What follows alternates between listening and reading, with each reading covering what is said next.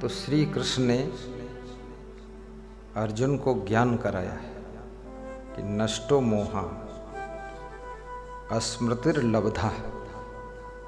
जब उनका मोह नष्ट हुआ और अपने स्वरूप की स्मृति हुई,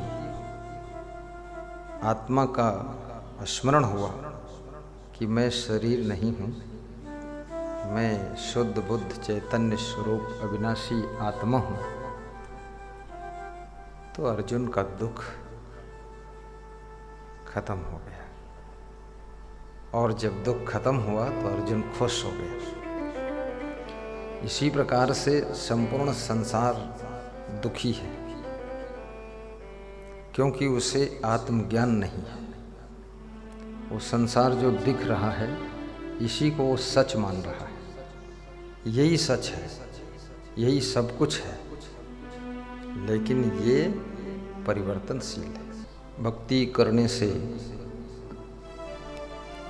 ज्ञान रूपी धन लूटने को मिलता है, अर्थात बिना प्रयास के मिलता है, अर्थात सहज रूप से ज्ञान प्राप्त हो जाता है। ज्ञान जिस नर नारी को नहीं होता है, वो संसार में बहुत दुखी होता है। उसके दुख के लिए बहुत उपाय है। जैसे अभिमन्यु की मृत्यु के कारण अर्जुन बहुत दुखी हुए थे, युधिष्ठिर उतना दुखी नहीं थे,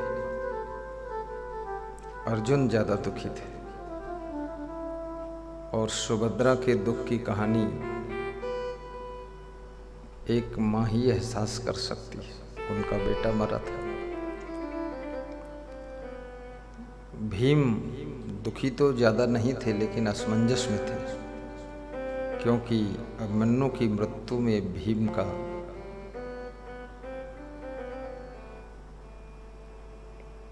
सहयोग माना गया कि तुमने क्यों गदा हिलाकर कहा कि हम 7वां द्वार तोड़ देंगे, और तुम पहले द्वार पर अटके रहे और बच्चा मार डाला गया। इसलिए भीम की गलती मानी गई कि आप घमंड में न बोलते तो ऐसा नहीं होता। भीम को असमंजस और पश्चाताप था। नकुल सहदेव नॉर्मल थे, और कुंती की कहानी जो सभी दादी की कहानी होती वही थी। लेकिन सबसे ज़्यादा दुख में डूबे हुए थे अर्जुन। क्यों? क्योंकि उनका पुत्र था, और जो जिसका पुत्र होता है उसको बहुत प्रगाढ़ मोह होता है, और ज्ञान था नहीं। तो श्री कृष्ण ने अर्जुन को ज्ञान कराया है कि नष्टो मोहा स्मृतिर्लब्धा।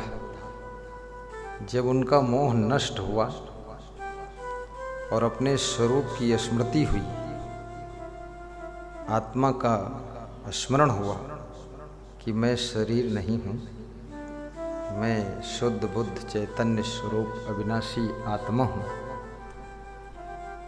तो अर्जुन का दुख खत्म हो गया। और जब दुख खत्म हुआ तो अर्जुन खुश हो गया। इसी प्रकार से संपूर्ण संसार दुखी है, क्योंकि उसे आत्मज्ञान नहीं है। वो संसार जो दिख रहा है, इसी को वो सच मान रहा है।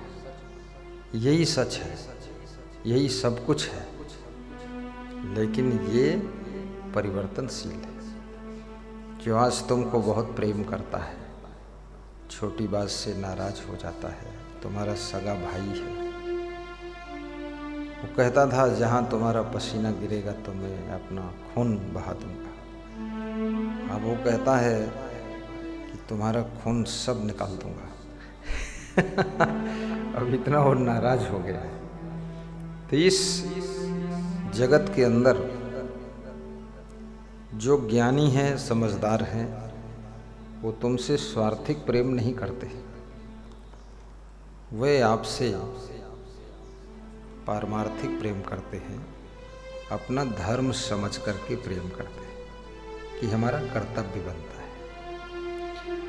और मेरा ये फर्ज था। और जो फर्ज समझ करके कर देता है और जिसके प्रति उपकार करता है, सहयोग करता है, वो पलट जाए, बदल जाए, नाराज़ हो जाए, उल्टे विरोधी हो जाए, तो भी उसको दुख नहीं होता है, क्योंकि उसने अपना फर्ज निभा दिया। अब रहा अगले का फर्ज, तो अगले का फर्ज निभाना अगले की जिम्मेदारी है। वो कितना निभाता है, कितना नहीं निभाता है, कि भूल जाता है, कि उल्टा फर्ज के बजाय कोई मर्ज पैदा करता है, वो उसकी जवाबदारी है। और दूसरे के ऊपर मनुष्य का अधिकार नहीं होता है। दूसरे को आदमी समझा सकता है, कह सकता है, रिक्वेस्ट कर सकता है, समझा सकता है, बोल सकता है, हाथ जोड़ सकता है, अरे भाई साहब इतना मत सताओ हमको, ये सब कह सकता है। पर वो सताना बंद करेगा कि नहीं करेगा ये पता नहीं।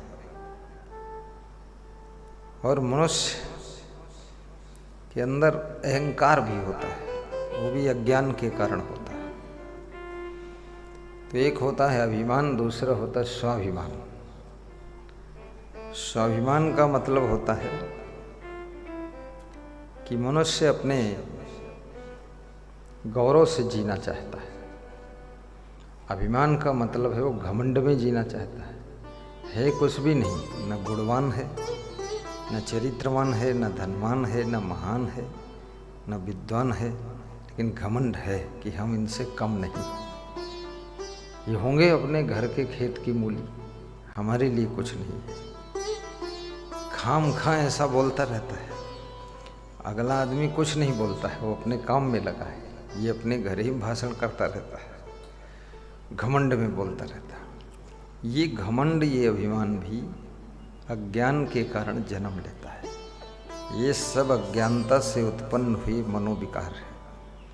काम है, क्रोध है, लोभ है, मोह है, अहंकार है।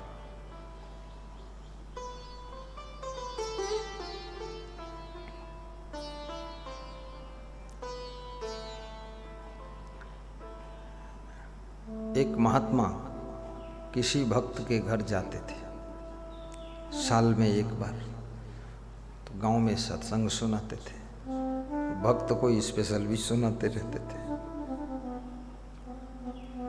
तो उस भक्त को किसी ने एक दिन समाचार दिया, वो गुरु के दर्शन के लिए गया था, कि तुम्हारा बेटा मर चुका है और तुम यहाँ गुरु के दर्शन में बैठे हो। तो उसने कहा ऐसा हो नहीं सकता है, क्योंकि हमारे घर में कभी कोई अधर्म नहीं किया है, तो ऐसे मेरा बेटा मर नहीं सकता है। लेकिन फिर भी तुम कहते हो, तो मैं गुरु से आदेश लेकर जा रहा हूँ। गुरु से आज्ञा लिया। गुरु ने कहा कि जाओ देख लो, बाकी तुम्हारा बेटे को कुछ हुआ नहीं। वो भक्त वहाँ से चला। रास्ते में उसके गांव का एक दूसरा आदमी मिला, तो उससे पूछा क्या मेरा बेटा मर गया है? बोले वो तो खेत में काम कर रहा था, वो कहाँ मरा, रास्ते में मिला था हमको। बोले एक आदमी बता रहा था मर गया है। तो वहीं से वो लौट आया, घर गया भी नहीं, लौट आया। और गुरु ने पूछा बहुत जल्दी आ गए, रास्ते से लौट आए क्या?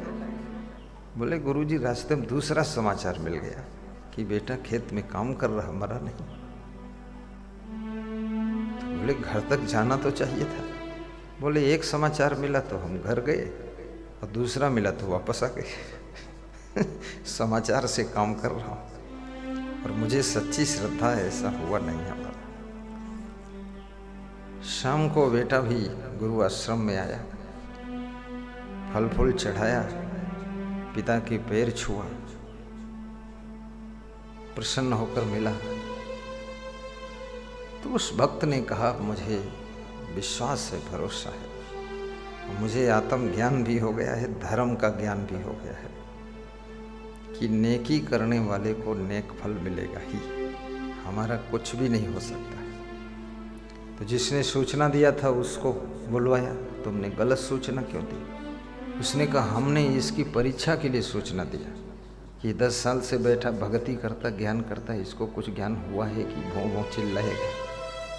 तो इसको ज्ञान हो चुका है। ज्ञान का अर्थ है कि आप अपने मन को, इंद्रियों को, शरीर को, कर्मों को, धर्म को, अधर्म को, भक्ति को, मुक्ति को और उपकार, गुण, कला, बुराइयां, अवगुण, सबके बारे में आपको ज्ञान होना चाहिए।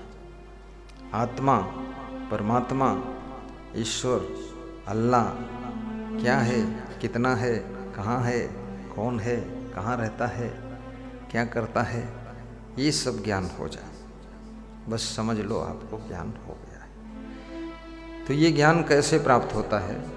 ये भक्ति से प्राप्त होता है। करे गुरु भक्ति ज्ञान धन लूटे, धर्म करे ते सुख को भोगे। जो धर्म करता है उस सुख को प्राप्त करता है। पुनः देह धर जूटे, पुनः जन्म लेकर के फिर से भी सुख प्राप्त करता है। यह आपका पुण्य, आपका पाप, आपका कर्म, दुष्कर्म, सत्कर्म, ये सब जन्मों जन्मों तक आपके साथ रहता है। ऐसा नहीं है कि इसी जीवन में सब फाइनल हो जाएगा, फाइनल नहीं होगा। इसलिए लोग जो साधु महात्मा बनते हैं इनको भी कर्म का फल मिलता है।